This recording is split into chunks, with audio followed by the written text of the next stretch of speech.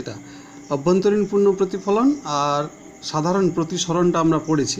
অভ্যন্তরীণ পূর্ণ প্রতিফলনের প্রাকৃতিক দৃষ্টান্তের কয়েকটা উদাহরণ আমাদের পড়তে হবে। মরুভূমির মরীচিকা তার মধ্যে একটা। মরুভূমিতে মরীচিকার ক্ষেত্রে ওই যে দেখো কি বলছে, দিনের বেলায় সাধারণভাবে মরুভূমির বালি খুব উত্তপ্ত হয়ে যায়, যার ফলে সেই বালির সংলগ্ন বায়ুস্তরগুলো উত্তপ্ত হয় এবং তারা প্রতিসরাঙ্ক কম হয়ে যায়, তাদের প্রতিসরাঙ্ক কম হয়, যার ফলে নিচের দিককার স্তরগুলোর প্রতিসরাঙ্ক কম এবং ওপরের দিককার স্তরগুলোর প্রতিসরাঙ্ক তুলনামূলকভাবে বেশি হয়। যখন দূরের কোনো গাছের একটা বিন্দু থেকে আলোকরশ্মি আসে, তখন ওপরের দিককার ঘন মাধ্যম থেকে লঘু মাধ্যমে আসার সময় সেটা ক্রমশ প্রত্যেকটা স্তরে ও অভিলম্ব থেকে দূরের দিকে সরে যায়। এখানে ছবি আঁকার সময় ওই স্তরের ভাগগুলো আমরা প্রত্যেকটা স্তরে যদি আপতিত রশ্মি এর প্রতিসরণটাকে একটু স্পষ্টভাবে দেখাতে পারি তাহলে খুব ভালো হয়। যে ঘন মাধ্যম থেকে লঘু মাধ্যমে আসার জন্য সেটা ক্রমশ দূরের দিকে সরে যাচ্ছে, এইভাবে যদি দেখাতে পারি তাহলে ভালো হয়। যে কোনো একটা স্তরে এসে যদি আপতন কোণ পাশাপাশি দুটো স্তরের সংকট কোণের চাইতে বেশি কোণে আপতিত হয়, তখন ওখানে অভ্যন্তরীণ পূর্ণ প্রতিফলন হবে এবং ওই রশ্মি তখন আবার উল্টো দিকে, অর্থাৎ এবার লঘু মাধ্যম থেকে ঘন মাধ্যমের দিকে সরে যাবে, তখন সেটা কাছে আসবে।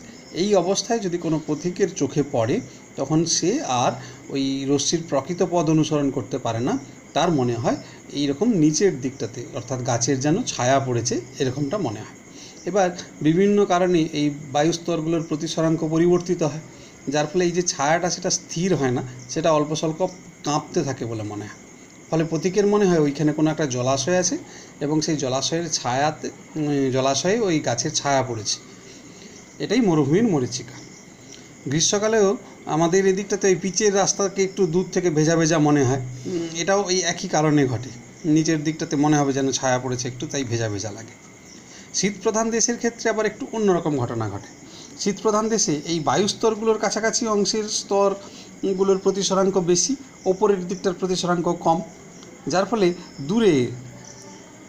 দূরে সমুদ্রে ভাসমান কোনো একটা নৌকা থেকে আসা আলোকরশ্মি, সেটা যখন এরকমভাবে আসছে গণমাধ্যম থেকে লঘু মাধ্যমে ওপরের দিকে যাচ্ছে, ওপরের দিকে যাওয়ার সময় এবার একটা জায়গায় এসে যদি সেটা আভ্যন্তরীণ পূর্ণ প্রতিফলন ঘটে, তখন সে আবার নিচের দিকে নেমে যায়। এই অবস্থায় যখন চোখে পড়ে, তখন ওই ব্যক্তি ওই নৌকাটিকে এরকম আকাশে ভাসমান অবস্থায় দেখবে। এটা আমরা বাস্তবে আমরা দেখি না, তাই আমাদের পক্ষে একটু ধারণা করাটা অসুবিধাজনক। ঘটনাটা এরকম ঘটে। এবার দেখো, এই জলের মধ্যে থাকা দর্শকের দৃষ্টি বা জলের মধ্যে থাকা মাছের দৃষ্টি। সাধারণভাবে বায়ু আর জলের মধ্যেকার সংকট কোণ হচ্ছে গিয়ে 49 ডিগ্রি, অর্থাৎ বায়ু থেকে বিভেদ তল ঘেঁষে আসা আলোকরশ্মি 49 ডিগ্রি কোণে ওই জলের মধ্যে প্রবেশ করে। তার চাইতে বেশি কোণে যদি কোনো রশ্মি এসে আপতিত হয়, অর্থাৎ জলের মধ্যে থেকে 49 ডিগ্রির বেশি কোণে কোনো রশ্মি যদি আপতিত হয়, তাহলে তার অভ্যন্তরীণ পূর্ণ প্রতিফলন ঘটে। জলের মধ্যে থাকা কোনো দর্শকের ক্ষেত্রে, যদি আমরা মাছ না বলে দর্শক কোনো একজন আছেন জলের মধ্যে, এরকমটাই ভাবি, তাহলে বাইরের কোনো বস্তু থেকে সবচাইতে বেশি কতটা কোণে আলোকরশ্মি এসে পড়বে? সবচাইতে বেশি, অর্থাৎ এই বিভেদ তল ঘেঁষে পড়বে, সেই রশ্মি প্রতিসৃত হচ্ছে 49 ডিগ্রি কোণে। তাহলে এই বিভেদ তলে থাকা বস্তু, মানে যেমন সূর্য অস্ত যাচ্ছে বা উদয় হচ্ছে, সেই অবস্থানে ওই সূর্যটাকে মনে হবে এই রশ্মির পথ অনুসারে এই রকম কোণে, অর্থাৎ ওই ব্যক্তি এই যে 180 ডিগ্রি কোণে থাকা সমস্ত বস্তুকে এই শঙ্কুর তলে দেখবে। সেই শঙ্কুর অর্ধশিরোক্ষণের মান হচ্ছে কি 49 ডিগ্রি, কারণ এইখানে এই যে সংকট কোণের মান ছিল 49 ডিগ্রি আমরা ধরে নিয়েছি। ওই ব্যক্তির গভীরতা অনুযায়ী এই ব্যাসার্ধের মানের পরিবর্তন হতে পারে। ছবিটাতে দেখো, যদি আমরা এই গভীরতাটাকে এইচ বলি, এই ব্যাসার্ধটাকে আর বলি, তাহলে tan theta equals to R by H অন্য যে কোনো মাধ্যমের ক্ষেত্রে, তাহলে কতটা ওই ব্যক্তি এইচ গভীরে থাকলে এই আর ব্যাসার্ধের বৃত্তের মধ্যে দিয়ে বাইরের জগৎটাকে দেখবে। তার বাইরের যে অংশটা, তার বেশি কোণে যে রশ্মিটা এসে পড়ছে, সেটা কোন অংশের রশ্মি? জলের ভেতরকার রশ্মি। অর্থাৎ এই অংশটা দিয়েই কেবলমাত্র সে বাইরের জগৎটাকে দেখতে পাবে। তার বাইরের অংশটাতে যেন আয়না লাগানো আছে, সেই জলের ভেতরকার কোনো বিন্দুর প্রতিবিম্বটাই দেখা যাবে। ফলে মনে হবে কি না, জলতলে যেন আয়না লাগানো আছে, সেই আয়নার মধ্যে একটা বৃত্তাকার ছিদ্র আছে, সেই বৃত্তাকার ছিদ্রের মধ্যে দিয়ে সে বাইরের জগৎটাকে দেখবে। সেই বৃত্তের ব্যাসার্ধ কত হবে?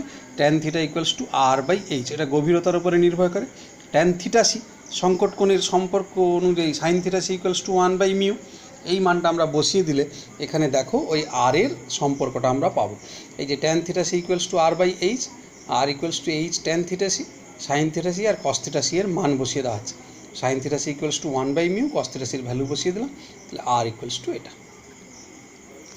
এই হীরকের ঔজ্জ্বল্য এটাও এই সংকট কোণ এবং অভ্যন্তরীণ পূর্ণ প্রতিফলনের সাহায্যে ব্যাখ্যা করা যাবে। হীরকের প্রতিসরাঙ্ক অনেক বেশি, যার ফলে বায়ু সাপেক্ষে হীরকের সংকট কোণ মাত্র 24.4 ডিগ্রি। ওই হীরের তলগুলোকে এমনভাবে কাটা হয় যাতে সাধারণভাবে রশ্মি আপতিত হচ্ছে যখন, সেটা ওর চাইতে বেশি কোণে আপতিত হয়। অর্থাৎ হীরের মধ্যে সোজাসুজিভাবে ভেতরে প্রবেশ করা কোনো আলোক রশ্মি ওর ভেতরের তলটাতে বারবার অভ্যন্তরীণ পূর্ণ প্রতিফলিত হয়, শেষে কোনো একটা তল থেকে বেরিয়ে আসে। এবার একসঙ্গে অনেকটা রশ্মি বেরিয়ে আসছে বলে উজ্জ্বলটা বেশি মনে হয়।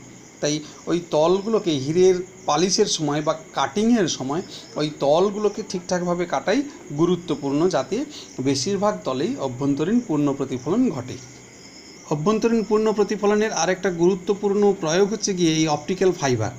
অপটিক্যাল ফাইবার বা আলোকবাহী তন্তু, ওটা নিরেট তন্তু, ভেতরে ফাঁপা নয়, চোঙের মতো নয়। কিন্তু এই কাঁচ, কোয়ার্জ বা প্লাস্টিক দিয়ে তৈরি তন্তু, এর মধ্যে আলোর অভ্যন্তরীণ পূর্ণ প্রতিফলন ঘটানো হয়। এই ভেতরের মিডিয়ামটাকে বলা হয় কোর, বাইরেরটাকে বলা হয় ক্ল্যাডিং।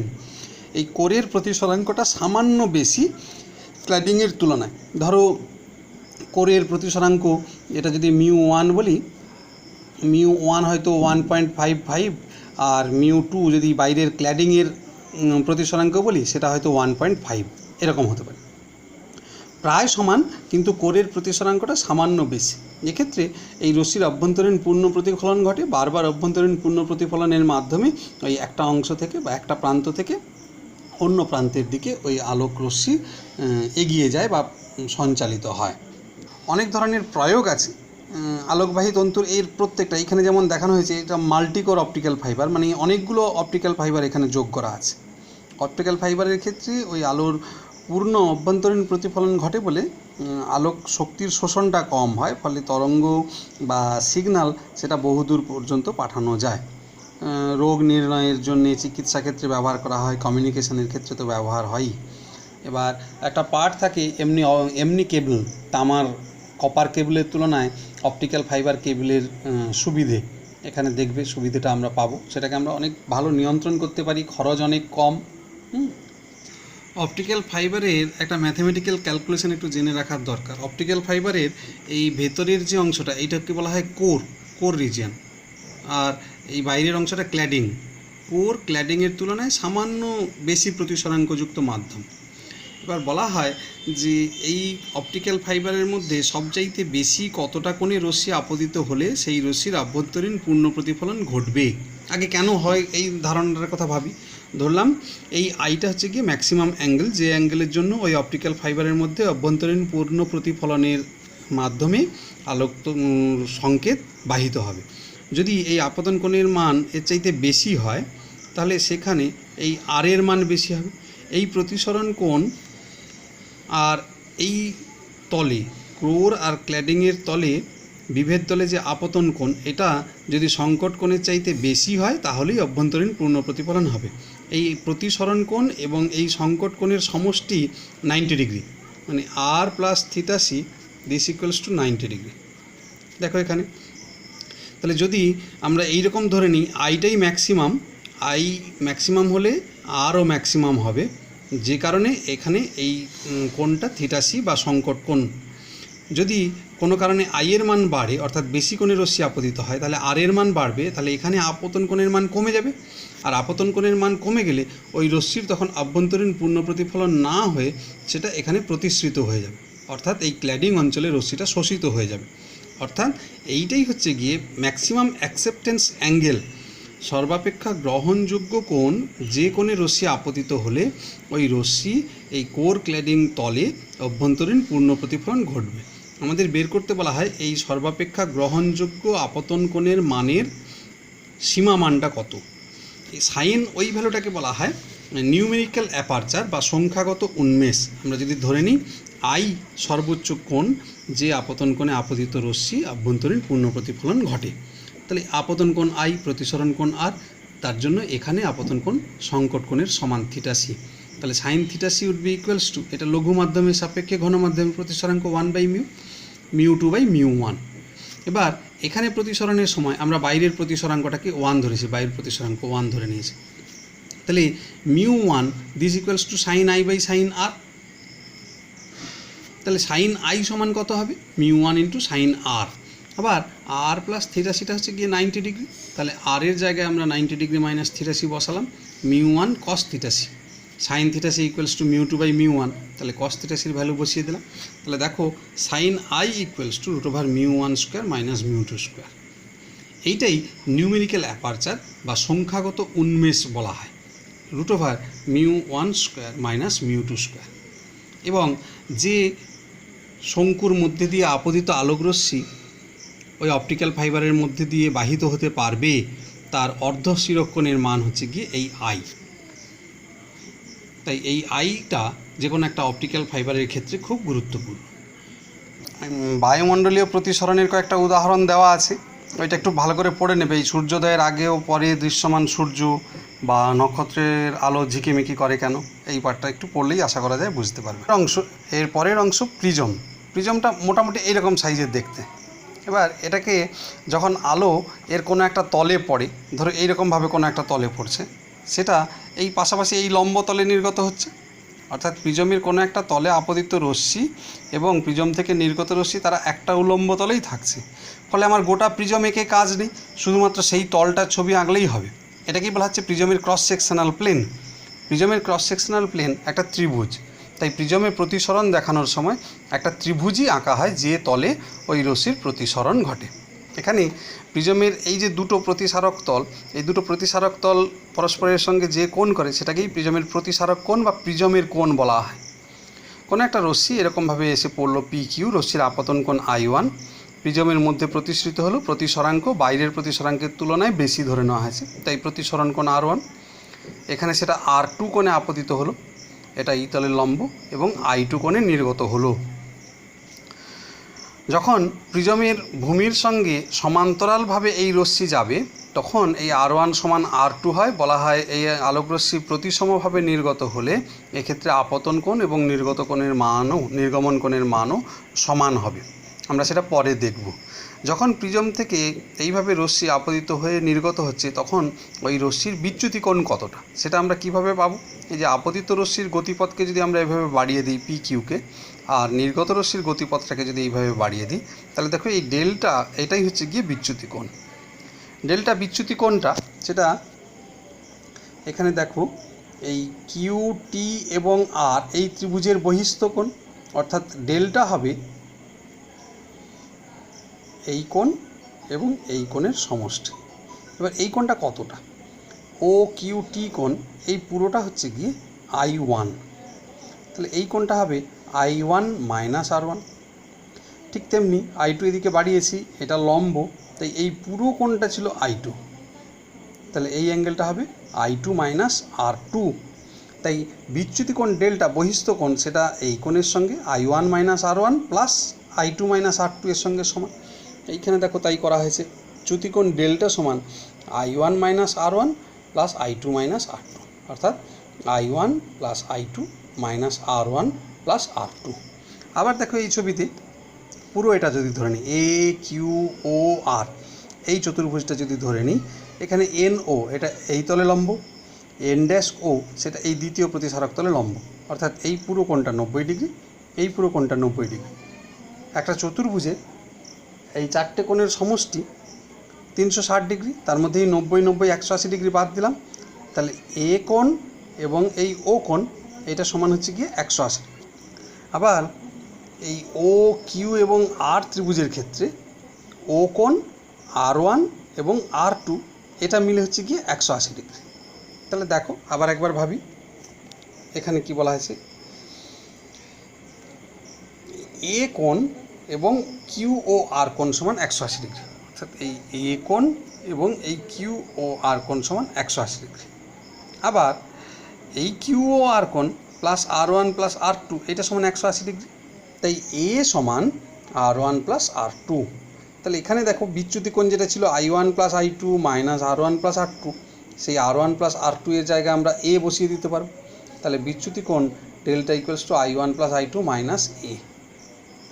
এখানে কি বলেছে দেখো, আলোকরশ্মির পথ প্রত্যাবর্তনশীল, মানে আমরা আলোকে এই পথে পাঠিয়েছিলাম, যদি আমরা আলোকে এই দিক দিয়ে ফেরত পাঠাতাম, এই দিক দিয়ে পাঠাতাম, তাহলে আলোকরশ্মি একই পথে ফেরত আসতো। সেক্ষেত্রে তখন I2টা হতো আপতন কোণ, I1টা হতো নির্গমন কোণ, কিন্তু একই বিচ্যুতির এক্সপ্রেশন আমরা পেতাম delta equals to I1 plus I2 minus A. অর্থাৎ আপতন কোণ I1 অথবা I2 যাই হোক না কেন, বিচ্যুতি কোণের মান একই হবে। বিচ্যুতি কোণের সঙ্গে ওই আপতন কোণের সঙ্গে বিচ্যুতি কোণের মানের পরিবর্তনের একটা গ্রাফ আঁকা হয়েছে। তাতে দেখা যাচ্ছে যে একটা বিশেষ আপতন কোণের জন্য বিচ্যুতি কোণ ন্যূনতম হয়, নইলে আমরা দুটো আপতন কোণের মান পাই যার জন্য বিচ্যুতি কোণ সমান হয়। ওই ন্যূনতম বিচ্যুতি কোণের মান আমরা কিভাবে বের করব সেইটা এবার দেখব। আমরা লেখার সময় এইভাবে লিখব, ন্যূনতম বিচ্যুতির ক্ষেত্রে প্রিজমের মধ্যে রশ্মি ভূমির সমান্তরালভাবে নির্গত হয়। ভূমির সমান্তরালভাবে যদি নির্গত হয় তাহলে সেক্ষেত্রে এই R1 কোণটা R2-র সঙ্গে সমান হবে এবং I1 কোণটাও I2-র সঙ্গে সমান হবে। যেহেতু ভেতরে প্রতিসরণ কোণটা সমান, তাহলে আপতন কোণ আর নির্গমন কোণটাও সমান হবে। তাহলে ডেল্টা এর মান কীরকম পাবো আমরা? ডেল্টা এর মান হচ্ছিল I1 প্লাস I2 মাইনাস এ R1 প্লাস R2। তাহলে দুটো যখন সমান হবে আমরা সেই মানটা বসাতে পারি। দেখো সেক্ষেত্রে I1 সমান I2 এবং R1 সমান R2। তাই ন্যূনতম বিচ্যুতি কোণ delta M equals to I1 plus I2-র জায়গায় I1 বসানো হয়েছে মাইনাস এ, অর্থাৎ 2I1 মাইনাস এ। তাহলে I1 এর মান কত? Delta M plus A by 2। আবার এ সমান R1 প্লাস R2 ছিল, R2 এর জায়গায় R1 বসালাম, তাহলে 2R1, তাহলে R1 সমান হবে এ বাই 2। এবার প্রিজমের উপাদানের প্রতিসরাঙ্ক যদি আমরা মিউ ধরে নিই, mu equals to sine I1 by sine R1, sine A plus delta M by 2 by sine A by 2। তাহলে প্রিজমের প্রতিসরাঙ্ক, প্রতিসারক কোণ এবং ন্যূনতম চ্যুতি কোণের মধ্যে এই সম্পর্কটা আছে। এই সম্পর্কটা দিয়ে অনেক ধরনের গাণিতিক সমস্যা থাকে, সেগুলোর সমাধান আমরা উদাহরণেও দেখব, সেটা আমাদের অনুশীলনীতেও করতে হবে। যেমন এখানে এটা একটা বিশেষ উদাহরণ, প্রিজমের উপাদানের প্রতিসরাঙ্ক দেওয়া আছে, প্রতিসারক কোণ এ দেওয়া আছে, ডেল্টা এম বের করতে হবে। ক্যালকুলেশনটা একটু জটিল আছে, ক্যালকুলেশনটা পুরোটা করে দেখবে। এখানেও তাই এই উদাহরণটাও দেখতে হবে। প্রিজমের প্রতিসরাঙ্ক এবং ডেল্টা এম যদি এখানে দেওয়া থাকে, এই রাশি দুটোর মান দেওয়া থাকলে ক্যালকুলেশনটা সহজ হবে, কিন্তু এই রাশি দুটোর মধ্যে যদি একটার মান দেওয়া থাকে তখন ক্যালকুলেশনটা একটু জটিল হয়। ক্যালকুলেশনের প্রসেসটা আমাদের দেখে রাখতে হবে। পাতলা প্রিজম কাকে বলে? যে প্রিজমের প্রতিসারক কোণের মান খুব কম, 10 ডিগ্রির কম, তাকে পাতলা প্রিজম বলা হয়। পাতলা প্রিজম মানে যে রশ্মিগুলো পড়ছে সেই রশ্মিগুলো প্রায় লম্বভাবে পড়ছে, অর্থাৎ I1 এর মান খুব কম হবে। এবার প্রিজমের উপাদানের প্রতিসরাঙ্ক mu equals to sine I1 by sine R1। যদি I1 কম হয় তাহলে R1ও কম হবে, তাহলে সাইন I1-কে I1 লেখা যাবে, সাইন R1-কে R1 লেখা যাবে। সেক্ষেত্রে আমরা লিখতে পারবো এই I1 সমান মিউ R1 এবং একই রকমভাবে I2 সমান মিউ R2। তাহলে রশ্মির বিচ্যুতি কোণ যেটা ছিল I1 প্লাস I2 মাইনাস এ, I1-এর জায়গায় মিউ R1, I2-র জায়গায় মিউ R2 বসিয়ে দিলে mu into R1 plus R2 minus A. আবার R1 প্লাস R2 মানে ছিল প্রিজমের প্রতিসারক কোণ এ, সেই মানটা বসিয়ে দিলে delta equals to mu minus 1 into A. এই সমীকরণটা আমরা পাবো। পাতলা প্রিজমের ক্ষেত্রেই কেবলমাত্র এই সমীকরণ, নইলে বিচ্যুতি কোণ বের করতে গেলে আমরা সরাসরি delta equals to I1 plus I2 minus A বসাবো। এবার দেখো, এটা থিওরির প্রশ্ন হিসেবেও ইম্পর্টেন্ট। প্রিজম থেকে নির্গত রশ্মি না পাওয়ার জন্য প্রিজমের কোণের সীমাস্থ মান।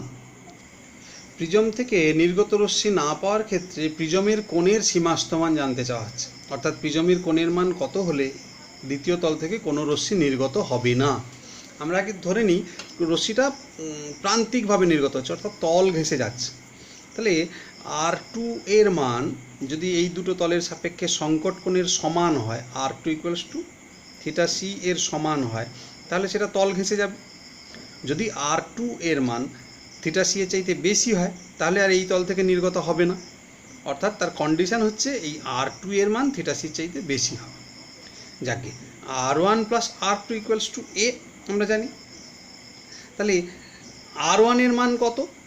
R1 এর মান হবে এ মাইনাস R2। R1 এর সাধারণ মানের সমীকরণ আমরা কোথা থেকে পাই? দেখো, sign I1 by sine R1 সমান মিউ। এবার sine I1 by sine R1 equals to mu, তাহলে সাইন R1 সমান হবে গিয়ে সাইন I1 বাই মিউ। তাহলে R1 সমান sine inverse sine I1 by mu. এবার দ্বিতীয় তলে প্রতিসরণের ক্ষেত্রে অর্থাৎ এখানে, তাহলে এখানে আমরা কি বলবো না, এই R2টাই হচ্ছে গিয়ে সাইন থিটা সি। তাহলে সাইন R2 সমান 1 বাই মিউ হবে, অর্থাৎ R2 হবে সাইন ইনভার্স 1 বাই মিউ, অর্থাৎ R2টাই এখানে থিটা সি সমান সাইন ইনভার্স 1 বাই মিউ। তাহলে এ এর মান কত ছিল? এ সমান তো R1 প্লাস R2 ছিল, তাহলে R1 এর জায়গায় মান বসাচ্ছি sine inverse sine I1 by mu, আর R2টা ওটা তো fixed sine inverse 1 by mu. এবার দুটো কন্ডিশন, প্রথম তলে লম্ব আপতনের ক্ষেত্রে, অর্থাৎ এই তলে যখন প্রথম তলটাতে যখন লম্বভাবে রশ্মি পড়ছে, প্রথম তলে যদি লম্বভাবে রশ্মি পড়ে তাহলে প্রতিসরণ হবে না, অর্থাৎ R1 সমান 0 হবে। R1 যদি 0 হয় তাহলে এ এর মান কত হবে? R1 প্লাস R2, তখন এ এর মান শুধু থিটা সি হবে, R2 এর সঙ্গে সমান। আর যদি এই তলে সবচাইতে বেশি কোণে রশ্মি পড়ে, অর্থাৎ এই তল ঘেঁষে পড়ে, তখন এই তল ঘেঁষে পড়া রশ্মি প্রতিসৃত হবে এই তলের সংকট কোণে। অর্থাৎ যদি লম্বভাবে রশ্মি আপতিত হয় তাহলে R1 সমান 0, যদি এই তল ঘেঁষে পড়ে আপতিত হয় তাহলে R1 সমান থিটা সি। তাহলে প্রথম ক্ষেত্রে দেখো, যখন তল ঘেঁষে রশ্মি পড়ছে এখানে R1 সমান 0, এ ইকুয়ালস টু R1, এটা 0, আর R2 যেমন ছিল তাই সাইন ইনভার্স 1 বাই মিউ অর্থাৎ থিটা সি। যদি R2 এর মান থিটা সি চাইতে বেশি হয়, অর্থাৎ এ এর মান থিটা সি এর চাইতে বেশি হয়, তখন কোনো রশ্মি পাওয়া যাবে না। কোন ক্ষেত্রে? যে রশ্মিটা লম্বভাবে আপতিত হয়েছে। যদি লম্বভাবে আপতিত না হয়ে ওই রশ্মি কোনো কোণ আপতিত হয়, যেমন এইভাবে, যদি রশ্মির মান এই আপতন কোণের মান I0 না হয়ে একটু বেশি হয়, সেক্ষেত্রে তখন R2 এর মান থিটা সির কম হবে, তখন রশ্মি নির্গত হবে। তাই কেবল লম্ব আপতনের ক্ষেত্রে যদি প্রিজমের প্রতিসারক কোণের মান থিটা সি এর বেশি হয়ে যায় কোনো রশ্মি পাবো না। কিন্তু তার চাইতে বেশি কোণে রশ্মি আপতিত হতেই পারে। সবচাইতে বেশি কত কোণে আপতিত হয়? 90 ডিগ্রি কোণে, অর্থাৎ তল ঘেঁষে যখন পড়বে।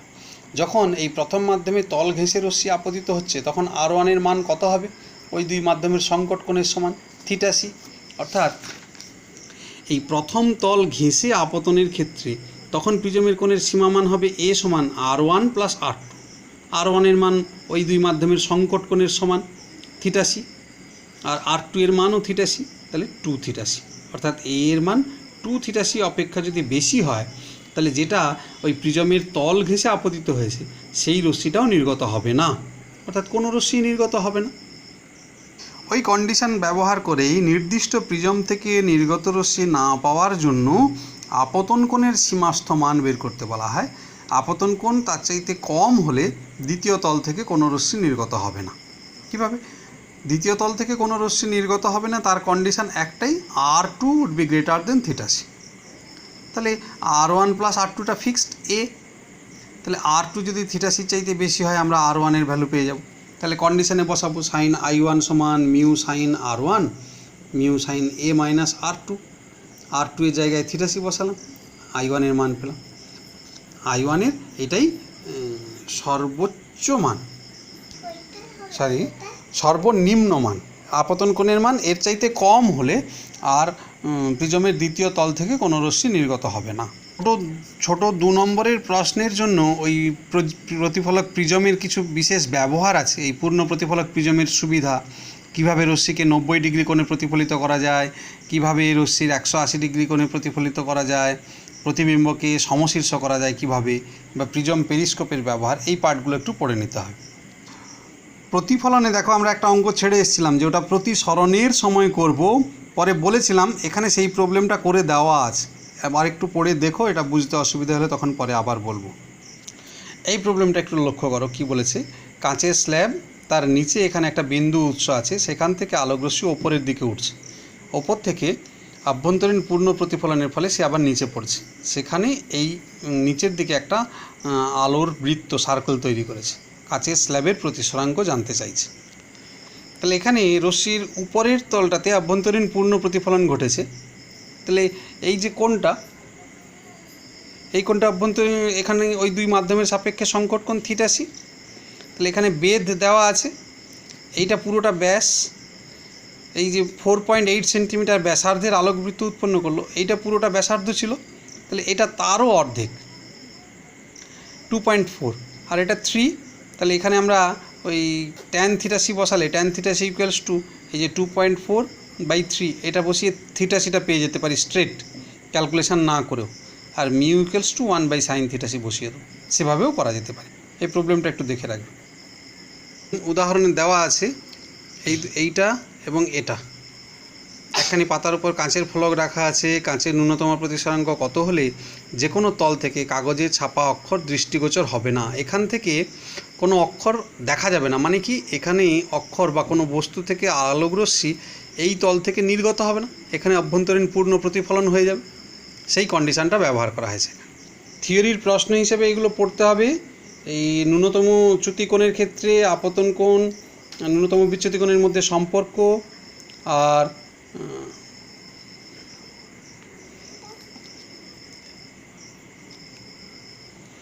এই 10-এর দাগেটাতে দেখাও যে প্রিজমের কোণ θc এর দ্বিগুণ হলে তার মধ্যে থেকে কোনো আলোকরশ্মি নির্গত হবে না, আপতন কোণের সীমামানের শর্ত, পূর্ণ প্রতিফলক প্রিজম বা সমশীর্ষকারী প্রিজম কি, মানে যেখানে ওই 180 ডিগ্রি কোণে বিচ্যুতি ঘটানো হচ্ছে, তার ব্যবহার।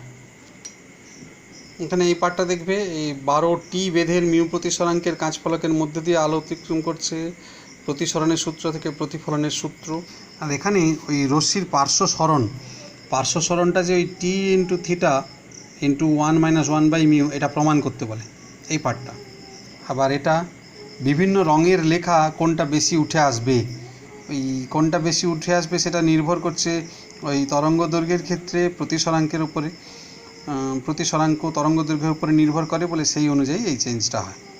এটা একটা বিশেষ উদাহরণ, এটা লক্ষ্য রাখতে হবে, যেখানে কোনো একটা প্রতিসারক তলে প্রতিফলিত এবং প্রতিসৃত রশ্মি পরস্পর লম্বভাবে আছে, সেখানে ওই আপতন কোণের সঙ্গে ওই প্রতিসরাঙ্কের সম্পর্ক।